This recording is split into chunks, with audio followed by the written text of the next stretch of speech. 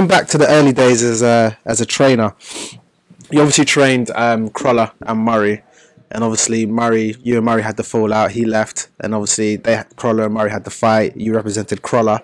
What was the whole sort of story behind that fallout? And it must have broke your heart to see two guys part of your stable fight against each other, and you have to make a decision or a choice? Yeah, I didn't want to.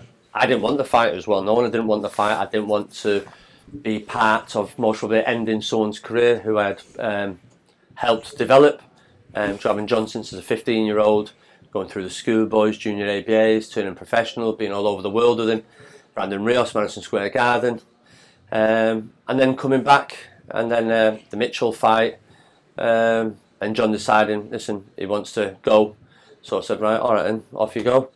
And then wherever he went didn't work out well, and he asked could he come back and get him ready for the Rios fight. It was Brandon Rios fight. So I said, yeah, okay, then brought him back, got him fit, did the best that we could do in the short time, because he came to me like 6 weeks out, totally out of shape, and got him ready for that. That didn't happen, and then obviously moved on after that. So it was a bit hard. Then it started off somewhere else. Then they were itching for the Crolla fight. I'm like, oh, I don't really need this. Don't really need this. Because Crolla and John coming through. John was like European champion. Crolla was English. John was world, and they're building up. And then when Crolla was in John's corner all the way through. Do you understand? He was there in Madison Square Garden with us. And I was like, don't want to see this. Don't want this. And I knew John was a good fighter, had good temperament, but I knew John was suffering with eye injuries. And it was after the money. And I'm like, oh, but I don't really want it. And but in the end, to do it, Eddie Hearn paid Crolla an awful lot of money, and I thought, right, Anthony, I can't stop you earning that type of money. So we went ahead of the fight, but it wasn't a fight that I enjoyed, or the build-up of it. I've never watched it back.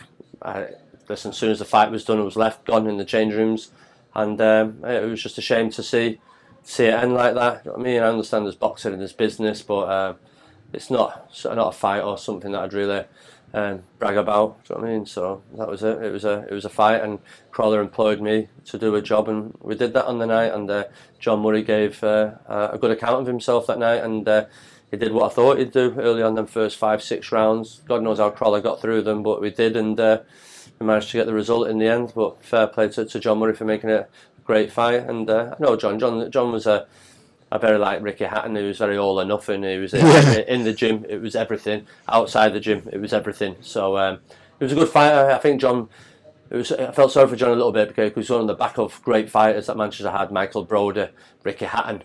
That's and then to be in Ricky's shadow, which he was at the time, it was very hard. Do you know what I mean? So he achieved an awful lot from where he came from a 15-year-old, and he should be very proud of what he's achieved in his boxing career, because I am.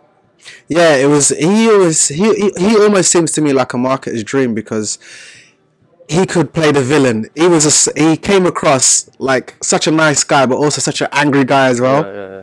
Oh, yeah, he was. John. He was a nice kid, pleasant, well-mannered, everything else, but very much like footballers. I remember one saying about Mark Hughes, what a gentleman was outside the pitch. We put a football perch on him and kick you off the park. Yeah. John Murray was the same. As soon as that was like, right, 10 seconds, change room, John Murray just changed. That was it. He could switch on, and that was it. There was no prisoner taken. Once he got in there, he could absolutely hunt you down, chop you down, and he'd win by any means necessary.